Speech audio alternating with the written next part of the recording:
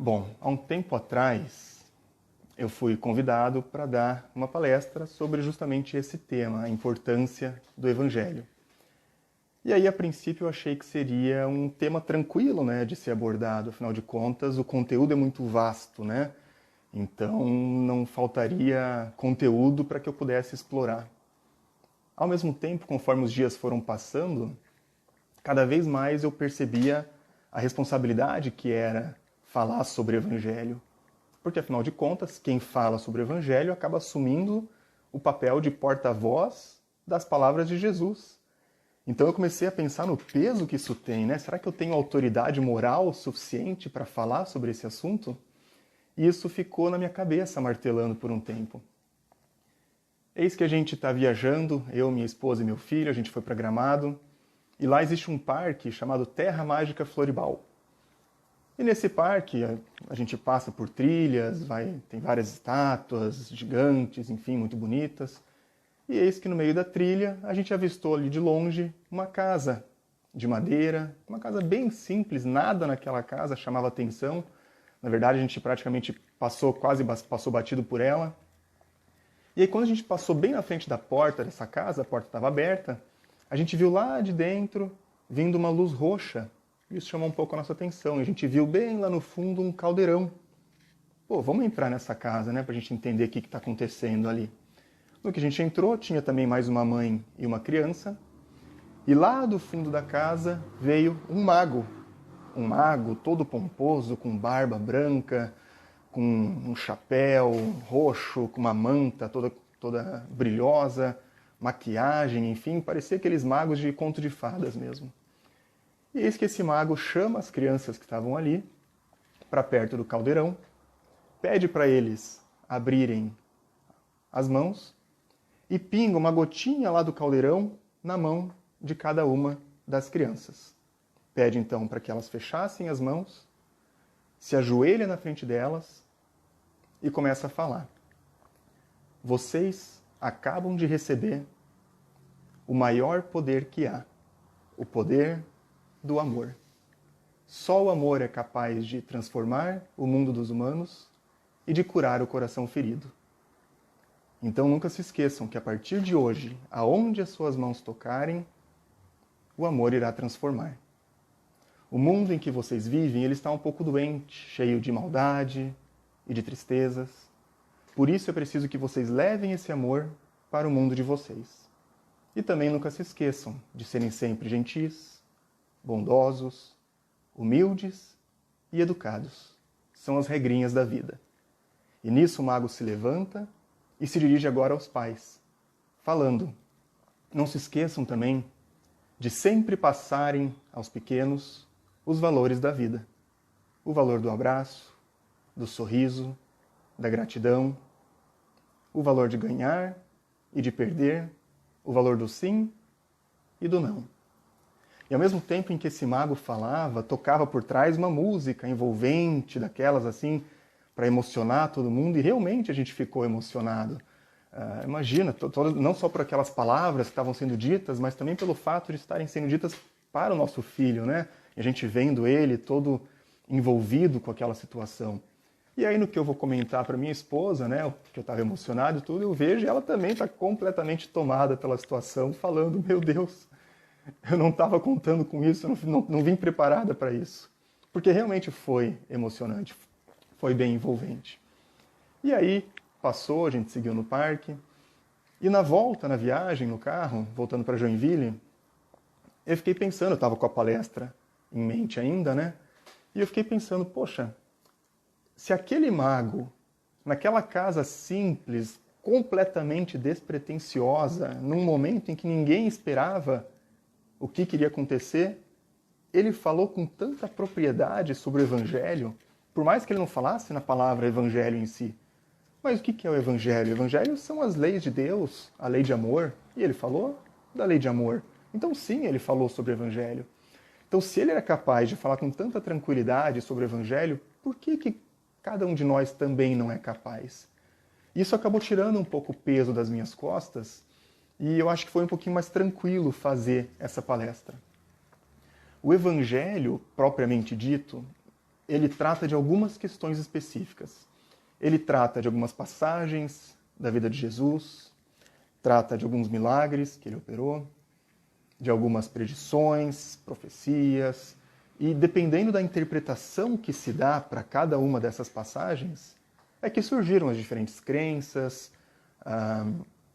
as diferentes religiões. Agora, existe um aspecto específico do Evangelho que é comum a todas as crenças, a todas as religiões, independente da sua interpretação. E esse aspecto é justamente as leis morais. O aspecto de que todas as crenças e todas as religiões querem que nós nos tornemos cada vez melhores. Agora, qual será que é a importância na nossa vida dessas leis morais? Será que isso faz tanta diferença assim na nossa vida? Porque Jesus já falava, meu reino não é desse mundo. Então a gente corre o risco de plantar, e ainda assim a gente acaba não colhendo nessa vida. Isso realmente pode acontecer. Então de que vale viver as leis morais, viver de fato o Evangelho? O fato é que viver o Evangelho não torna a nossa vida mais fácil, isso com certeza absoluta.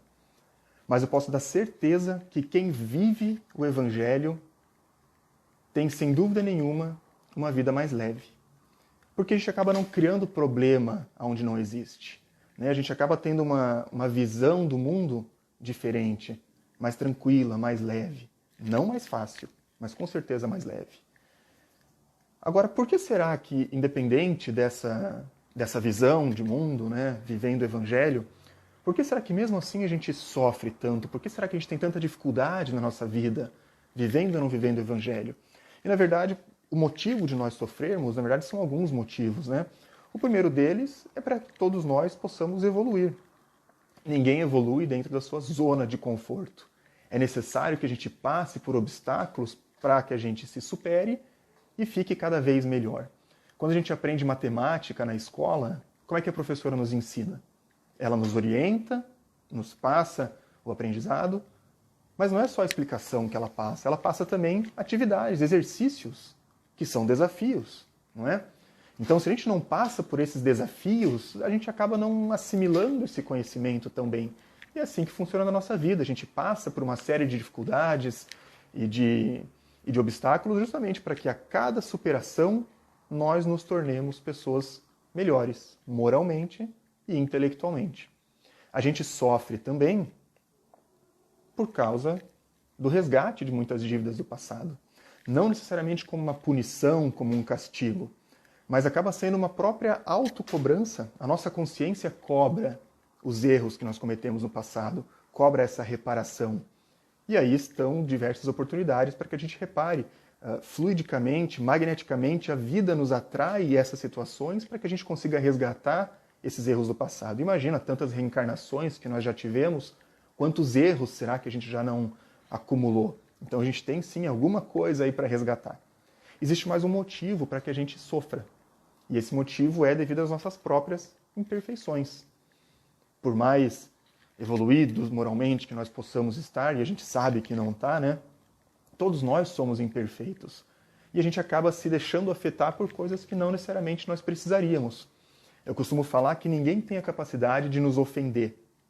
Nós é que, devido às nossas imperfeições, nos sentimos ofendidos pelo que as pessoas fazem ou falam. Se a pessoa quis me ofender, isso é um problema dela, isso ela resolve com Deus depois. Agora, o fato de eu me sentir ofendido, esse é um problema meu, que eu preciso resolver. A gente não tem que necessariamente se sentir ofendido, isso é uma opção nossa, né? Agora, por que será que Deus permite todo esse sofrimento, né? Deus, que é todo amor, todo bondade, por que será que Ele permite todo esse sofrimento? Por que Ele não opta por nos dar a opção de evoluirmos através do amor?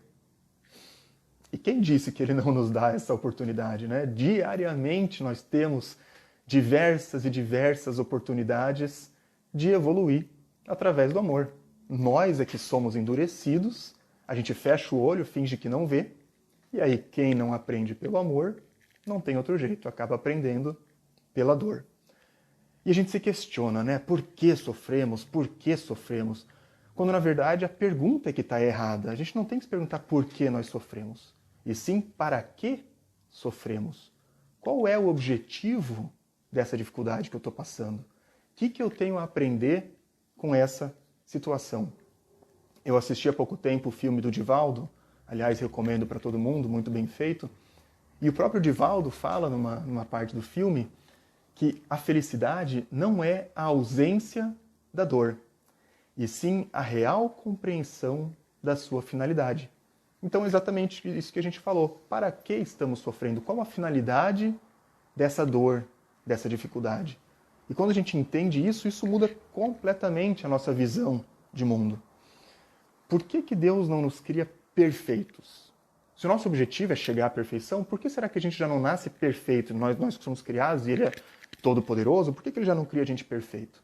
Porque se a gente parar para pensar, qual seria o objetivo de vida, o objetivo da nossa existência? Não é? Aonde estaria todo o mérito, toda a conquista por cada superação? Nós simplesmente seríamos criados perfeitos, robozinhos fazendo aquilo que Deus nos designou. Agora, qual seria o objetivo dessa existência? Né? Porque a gente sabe que o objetivo, a questão não está lá no fim, e sim no caminho que a gente trilha e que está trilhando agora. Então, não, Deus não nos cria perfeitos, nos cria simples e ignorantes, porém perfectíveis. Todos nós temos plena capacidade de alcançar a perfeição moral e intelectual. E para isso, só passando por todas essas dificuldades e todos esses obstáculos. Na verdade, essas dificuldades e obstáculos nada mais são do que oportunidades que nós temos de crescer. Por isso, a gente tem que ter sempre em mente que não existe momento na nossa vida que não possa ser útil para a nossa evolução. E aí, para nos auxiliar, nós temos o Evangelho, que não só nos consola, como também nos esclarece. Nos consola, nos dando apoio, nos dando força para superar as dificuldades, e ao mesmo tempo nos esclarece, nos mostrando para que estamos passando por essas dificuldades. Então, a gente acaba aprendendo a passar por elas com resignação. O que seria resignação? Resignação nada mais é do que o exercício de silenciarmos o nosso orgulho. Como assim? Quando alguma coisa ruim acontece com a gente fica se questionando, né? Por que eu? Por que comigo? Por que eu? Quando, na verdade, a pergunta seria, por que não eu? O que eu tenho de tão especial que nada de mal pode me acontecer? Por que o outro pode sofrer e eu não? Por que não eu? Essa é uma atitude resignada, né? A gente acaba aceitando melhor as dificuldades da vida. E não que essa resignação deva ser passiva. Eu estou sofrendo porque Deus quis e é assim que tem que ser. Não, a resignação é a aceitação, sim, dos fatos, porém é uma resignação ativa, com um movimento constante na busca de uma situação melhor. Então, não, a gente nunca fica parado simplesmente aceitando as coisas como são. O importante, na realidade, é que a gente não tenha revolta com essas situações, certo? Porque a revolta nada mais é do que a falta de fé. A gente tem que ter plena convicção de que nós não estamos sozinhos, não estamos desamparados. Nós teremos sempre auxílio da espiritualidade superior, nos dando ferramentas para que a gente supere as nossas dificuldades. Agora, a gente não pode esquecer que o movimento tem que ser nosso. Ajuda-te, que o céu te ajudará. Não tem como ser ao contrário. Há um tempo atrás eu reassisti um filme bem antigo, 7 anos no Tibete, em que o protagonista é o Brad Pitt, quando ele era novinho e tal. E esse protagonista, ele encontra, durante o filme, o Dalai Lama, ainda criança. E o Dalai Lama fala o seguinte ensinamento para ele. Se você tem alguma dificuldade na vida, e essa dificuldade, esse problema, tem solução, então você não tem por que se preocupar. Porque, afinal de contas, tem solução. E por mais que essa solução não venha imediatamente, se a solução existe, ela vai chegar no momento devido, no momento que ela tem que chegar. Agora, se por acaso você tem um problema e esse problema não tem solução, você também não tem que se preocupar. Afinal de contas, não existe solução. Nada que você faça vai solucionar. Então, se preocupar não adianta nada. Então, tanto numa situação quanto na outra, a preocupação em excesso só vai trazer malefícios. Então, esse é o ensinamento. Eu assisti um tempo atrás, numa palestra do Haroldo Dutra Dias, uma outra passagem que ele conta que um monge estava viajando nas montanhas nevosas junto com um amigo e eles estavam chegando num templo. Porém, quando eles chegaram no templo, o templo estava com o portão fechado. E aí ninguém respondia, por mais que ele berrasse e se esgoelasse, ninguém respondia. E eles estavam na neve, né, a menos sei lá quantos graus Celsius, eles iriam morrer congelados. E aí aquele amigo dele, o companheiro dele ali, estava começando a ficar desesperado, e ele olha para o monge, e o monge estava dando gargalhada, estava feliz da vida. E aí o companheiro não entendeu nada, né? Como assim? Como é que você está feliz numa situação dessa? Olha, hoje é o dia mais feliz da minha vida, porque eu nunca estive tão nas mãos de Deus quanto eu estou agora. E é exatamente aquele ensinamento lá do Dalai Lama, né? Se você tem um problema que não tem nada que você possa fazer, não tem porquê, não tem motivo para você se preocupar. Entrega nas mãos de Deus, não é? O que tiver que ser, vai ser. Na verdade, a gente está vivendo um cenário parecido, né? A questão toda do coronavírus. É claro que a gente tem que ter todos os cuidados, todas as recomendações, uso de máscara, isolamento, enfim, evitar contato. Agora, vocês concordam que o que tiver que ser, vai ser? Ninguém vai morrer antes da hora. Quem morrer em função do coronavírus é porque estava na hora do seu desencarne. Se não fosse pelo coronavírus, seria por um outro motivo. Então, o desespero não ajuda em nada. Os cuidados precisam ser tomados. A gente tem que cuidar da nossa vida. Isso, aliás, faz parte da lei de conservação, né, da espécie. A gente tem que sim cuidar da nossa vida. Agora, o desespero não adianta nada, é falta de fé. A gente sabe que a gente tem um momento certo do nosso desencarne. Cada um veio aqui com uma programação feita. Ninguém vai viver um dia mais nem um dia menos. Então a gente segue a vida com tranquilidade. Agora, eu sei que é muito fácil ficar falando para a gente não se preocupar e tal, porque eu não tenho o problema que cada um de vocês tem, não é? Cada um sabe a dor que passa dentro de si. Então é muito fácil ficar falando, não se preocupe e tal, parece muito superficial. Então eu vou pedir para que a gente faça um exercício, eu não estou conseguindo ver vocês, mas eu vou pedir que todo mundo feche os olhos por um momento, pensando no maior problema de cada um que está assistindo. Pensa aquele problema maior do que você, aquele problema que traz angústia, que muitas vezes a gente perde o sono, sabe? Aquele problema que chega a estar até uma depressão e não tem o que você faça para solucionar, é maior do que a sua vida. Vamos imaginar que esse problema tem o tamanho aqui da sala que a gente está. Ou, sei lá, o tamanho da sua casa, ou do seu apartamento. Afinal de contas, é um problemão, né? Vamos imaginar que ele é muito maior que a gente. Se a gente está olhando para esse problema do ponto de vista aqui do corpo material, dos nossos olhos materiais, esse problema realmente engole a gente. Ele é muito grande, nada que a gente possa fazer vai resolver. E a gente começa a entrar em desespero por isso, né? Então o exercício é que todos fechem os olhos e a gente vai agora sair do nosso corpo. Nosso espírito vai se deslocar, a gente vai enxergar o nosso corpo ali embaixo, a gente vai agora até o teto, a gente ultrapassa, vai lá para o telhado da casa, quem está em apartamento vai lá para a cobertura do prédio, e a gente agora está acima desse problema. Só que a gente vai fazer um movimento ainda maior. A gente vai lá para o céu, se afastando cada vez mais. A gente vai agora lá para o espaço, atravessa a Lua, atravessa todos os planetas do Sistema Solar, vai lá atravessando toda a Via Láctea. Tudo que a gente está vendo agora é um monte de estrelas, um monte de pontinhos luminosos. E dentro desses pontinhos existe o planeta Terra. E dentro do planeta Terra existe um micro pontinho que é esse problema, que a princípio é o maior problema da nossa vida. Vocês conseguem agora, do ponto de vista de espíritos imortais que nós somos, perceber a real dimensão deste problema? Perante a infinidade do universo, perante a eternidade da nossa existência, esse problema nada mais é do que um piscar de olhos. E vai passar. Pensa quantas encarnações nós já vivemos, em situações completamente desfavoráveis, situações muito mais precárias do que nós temos hoje. Pensa os problemas que a gente já viveu. E a gente superou, a gente está aqui muito melhor do que nunca, não é? Então esse problema que a gente carrega, ele tem que ser redimensionado. A gente tem que dar o tamanho correto, devido para o problema que a gente tem. E o Evangelho nos ajuda a ver isso de uma maneira mais leve. Na verdade, a gente deveria fazer como Jesus fazia. Será que Jesus tinha dificuldade? Será que ele tinha problemas na vida dele? Olha, eu posso dar certeza que tinha.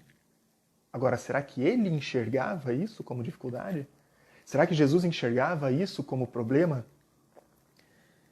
Certas pessoas falam que Jesus nunca perdoou ninguém. Isso parece meio pesado de se falar, né? Agora, ele nunca precisou perdoar. Porque ele nunca se ofendeu com nada. Lembra que a gente conversou que a gente se ofende só se a gente quiser? Se Jesus nunca se ofendeu com nada, ele não tinha o que perdoar. Então é mais ou menos esse movimento que a gente tem que fazer. A dor, ela é sempre inevitável, mas o sofrimento, ele é opcional. As dificuldades que a gente passa, a gente tem que passar, não é? E quando existe um problema, a gente tem sempre duas opções. Apontar para o problema ou apontar para a solução. Apontar para o problema, a gente sabe que não vai ajudar em nada. Pelo contrário, esse problema só vai crescer. Então a gente tem que apontar sempre para a solução. E existe uma chave para esse mistério. O nome dessa chave é Evangelho. Esse Evangelho, como a gente falou, não torna nada mais fácil, mas com certeza torna mais leve. Esse Evangelho é como se fosse uma chave que a gente abre uma porta. Só que não adianta nada você ter essa chave, você abrir essa porta e não atravessar por ela. O que isso quer dizer? Não adianta nada a gente entender de Evangelho, ler todas as passagens do Evangelho, estudar o Evangelho, mas não viver. Não trazer isso para a nossa vida íntima, para a nossa modificação. Não é? Você tem a chave para a solução dos seus problemas, porque o Evangelho não é a solução. Ele é a chave para a solução. A solução está dentro da gente, o movimento é nosso. O Evangelho é uma ferramenta que vai nos auxiliar.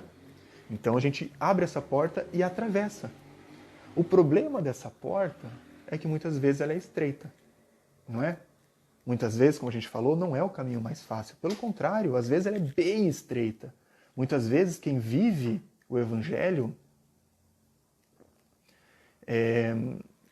tem muito mais dificuldades, né? Ó, tem um comentário aqui falando, o monge da história do Haroldo era o próprio Francisco de Assis. Obrigado, Denise.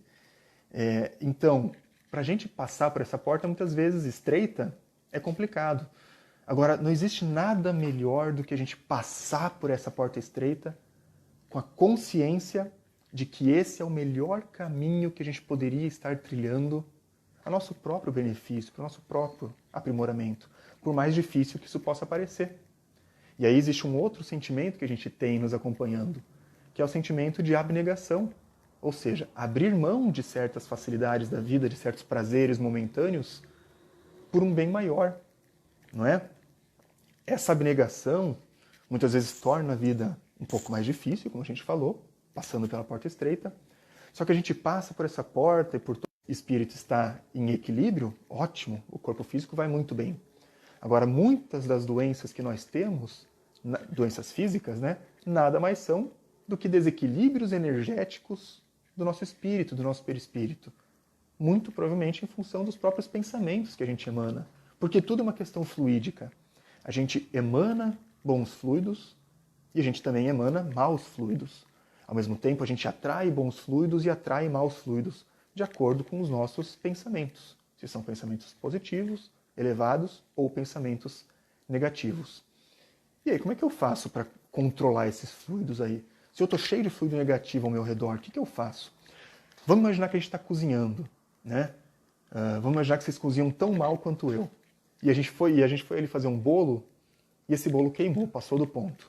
Quando a gente abre o forno, ele está preto, e sai aquela fumaça negra que fica todo o apartamento empesteado. Como é que eu faço para renovar esse fluido aí?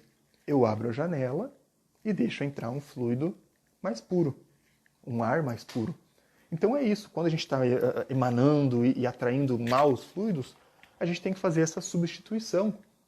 Só que essa substituição não se dá automaticamente. Está aqui primeiro na nossa cabeça, na nossa mente.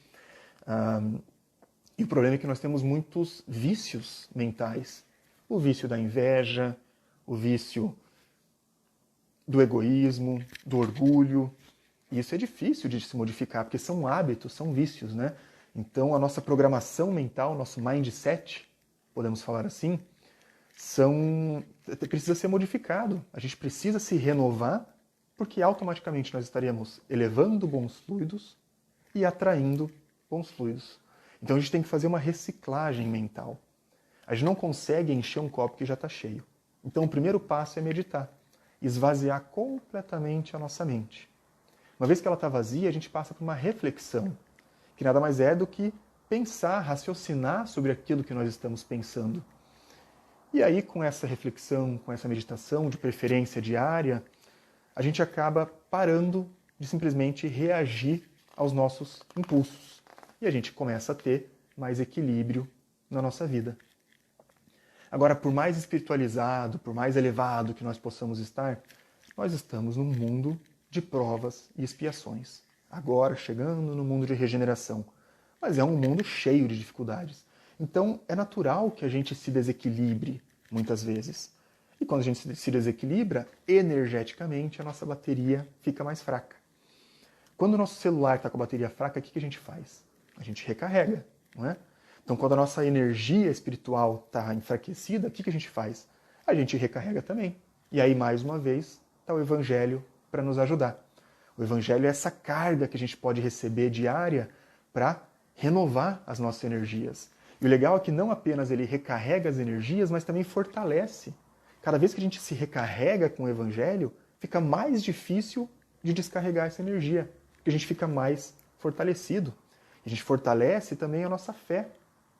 E essa fé ela passa a ser uma fé raciocinada, uma fé convicta.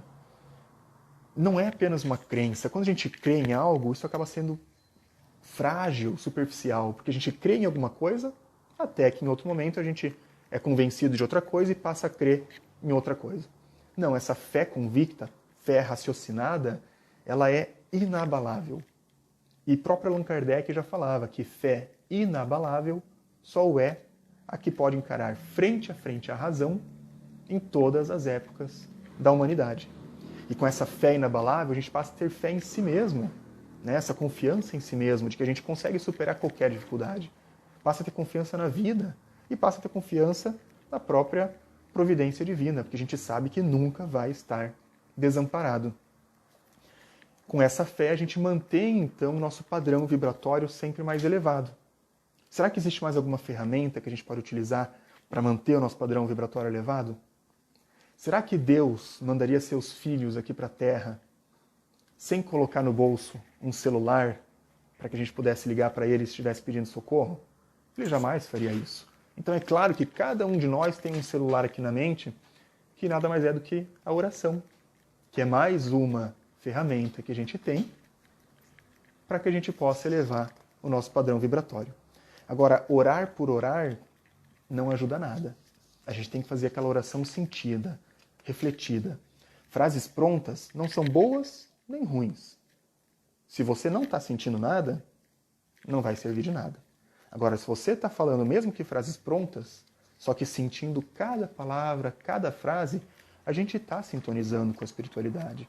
E a oração nada mais é do que isso. A sintonia é essa criação de pontes com o alto para que a gente possa receber esse auxílio. Porque não tenho dúvida de que nós temos, cada um de nós tem uma série de amigos espirituais torcendo aí a nosso favor. O problema é que aqui no mundo material a gente acaba se deixando levar, a gente acaba se envolvendo com as questões materiais e vai bloqueando todo esse auxílio. E aí a oração recria essas ligações. E a gente consegue receber todo esse auxílio do nosso mentor espiritual, toda a intuição que ele tem para passar para a gente, e a gente automaticamente eleva o nosso padrão vibratório. Didaticamente, a prece ela pode ser horizontal ou vertical. O que isso quer dizer? A prece horizontal é toda aquela em que nós pedimos coisas aqui para o mundo material. Eu vou para a praia no fim de semana. O que eu vou pedir?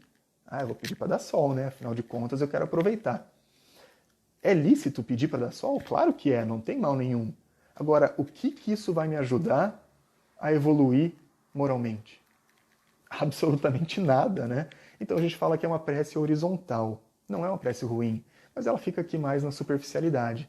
Agora, aquela prece vertical, aquela que atravessa todos os planos e chega lá nos mais altos níveis da espiritualidade superior, essa é toda aquela prece que tem como finalidade a nossa evolução. Então, quando a gente tem uma dificuldade, a gente pede calma, paciência, força para superar essa dificuldade. Poxa, tudo que os espíritos querem que a gente peça. Essa sim é aquela prece vertical que fura todas as nuvens, vai por todas as camadas e chega lá em cima. Essa é a prece que a gente tem que acostumar a fazer. Agora, será que a gente só pede? Madre Teresa de Calcutá já falava que a prece é o mais alto nível de educação do nosso desejo. Quando a gente faz a oração, a gente vai pedindo certas coisas e acaba sendo uma educação dos nossos desejos. A gente começa a não ter mais coragem de pedir coisas que não deveriam, né? Eu lembro quando eu estava na escola, e aí eu tinha prova no dia seguinte, e desde pequeno eu já tinha aquele peso na consciência de pedir para ir bem na prova.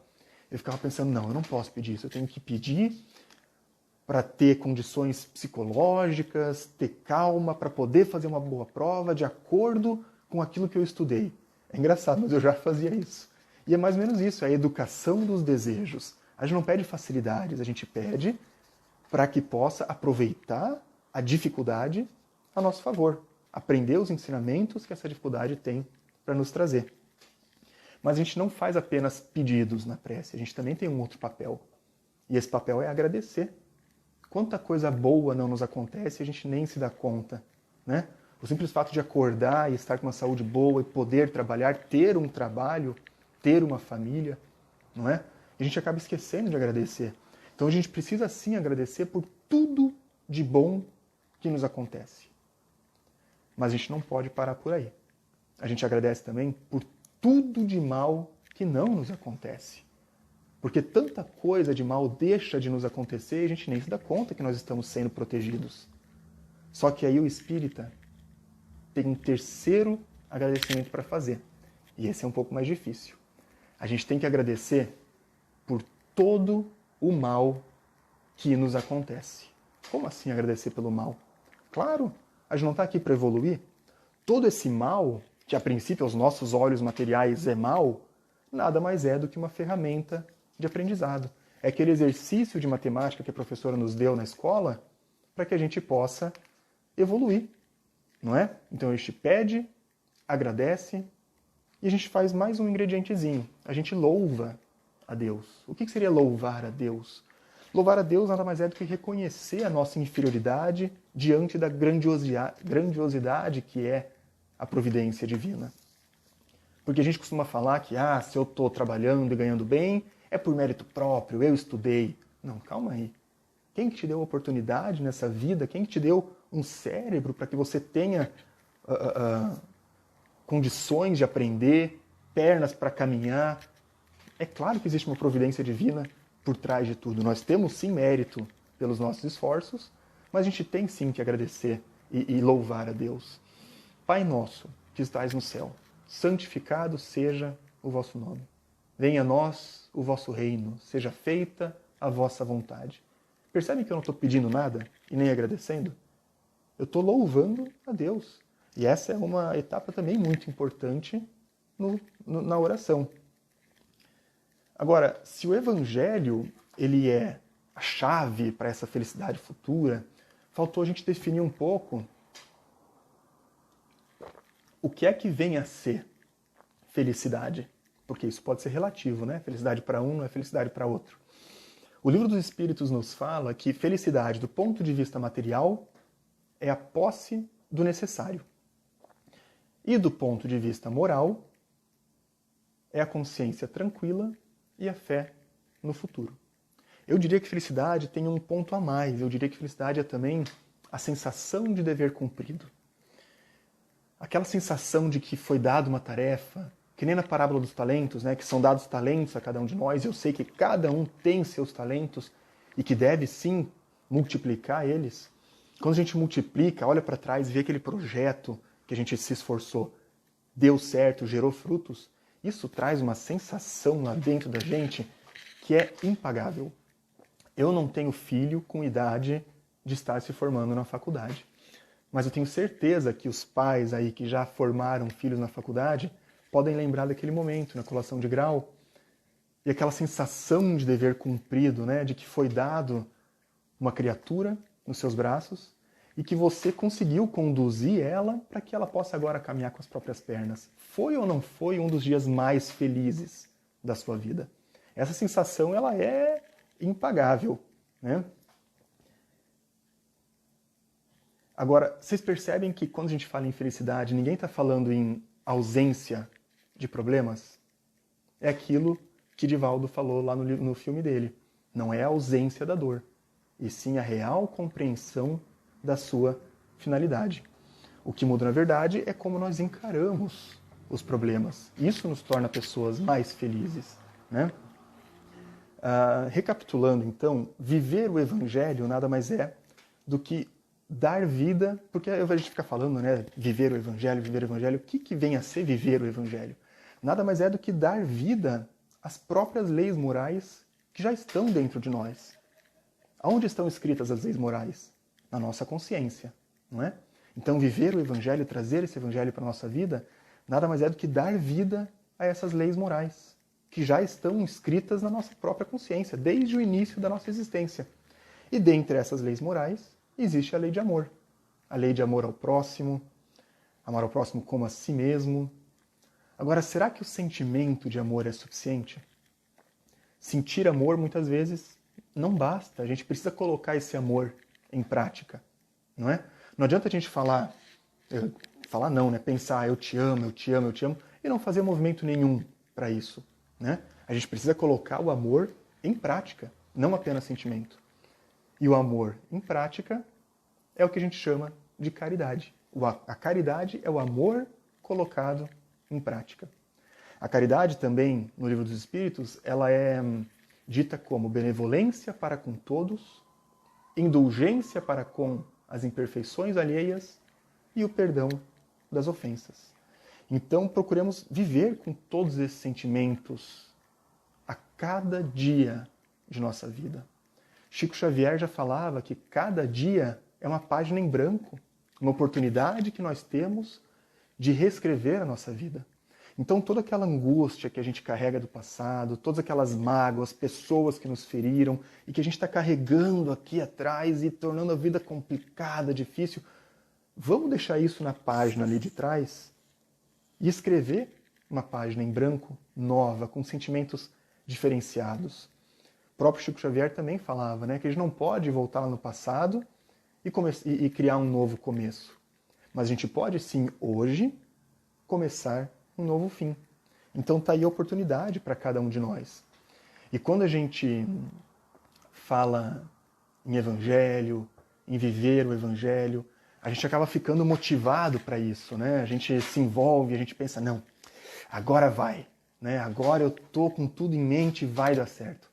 O problema é que existe também uma outra frase, eu gosto muito de frases, né?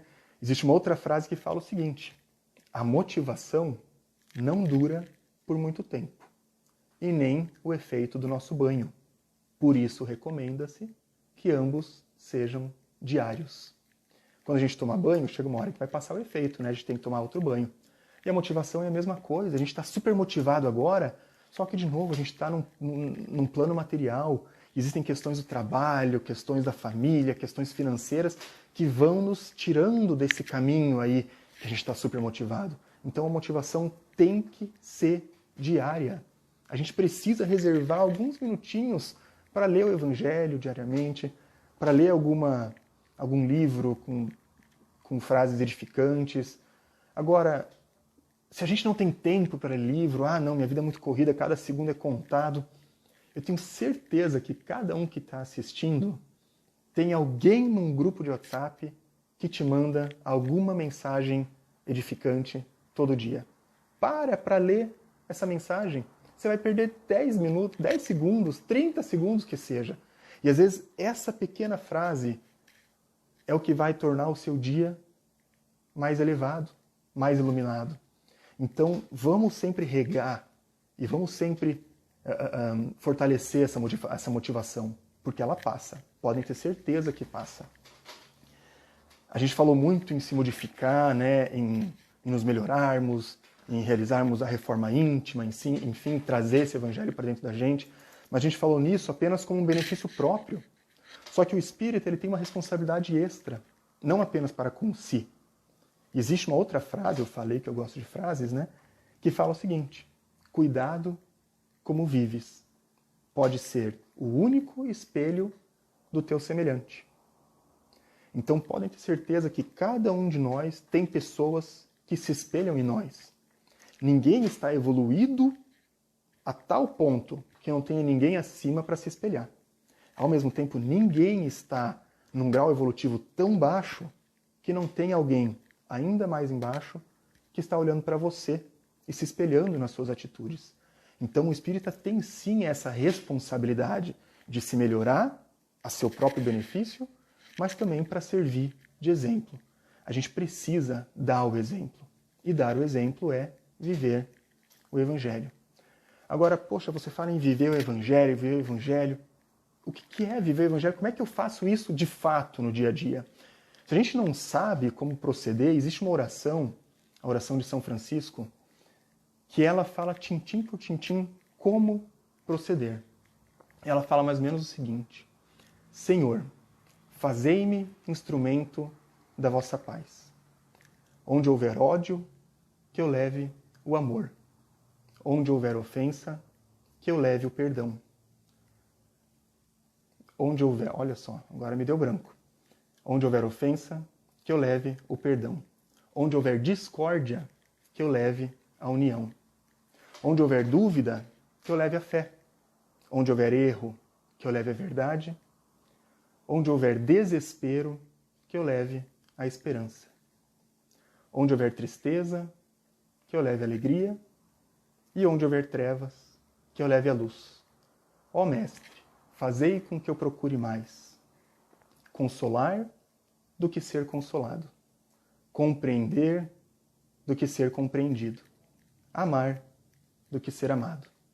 Pois é dando que se recebe, perdoando que se é perdoado e morrendo que se vive para a vida eterna.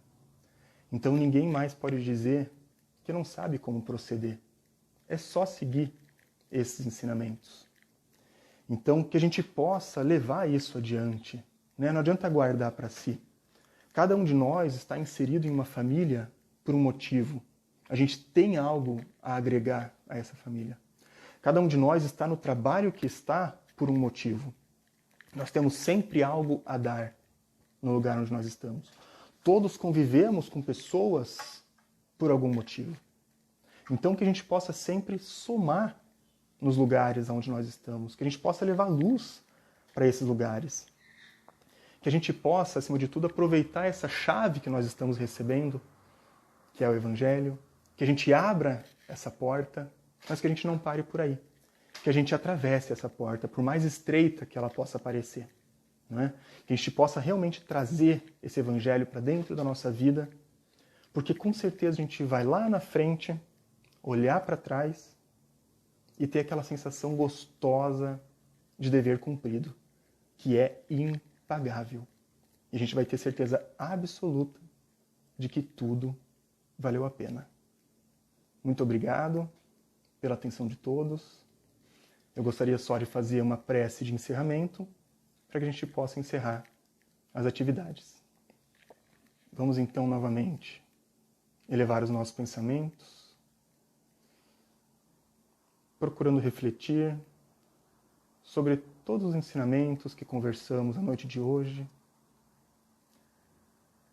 Pedimos a orientação dos Espíritos para que possamos absorver realmente esses ensinamentos, mas que, acima de tudo, possamos colocá-los em prática no nosso dia a dia, em todas as situações que forem cabíveis. Que possamos evoluir dia após dia, momento após momento, sem pressa, porém constantemente, um dia de cada vez.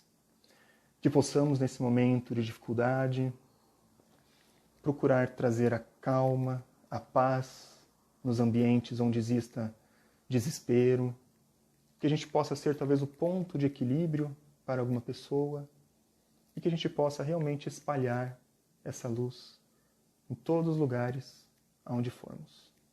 Muito obrigado por essa oportunidade, Senhor, e que assim seja. Eu gostaria de agradecer novamente pela atenção de todos. Tenham todos uma ótima noite e um excelente fim de semana. Que assim seja.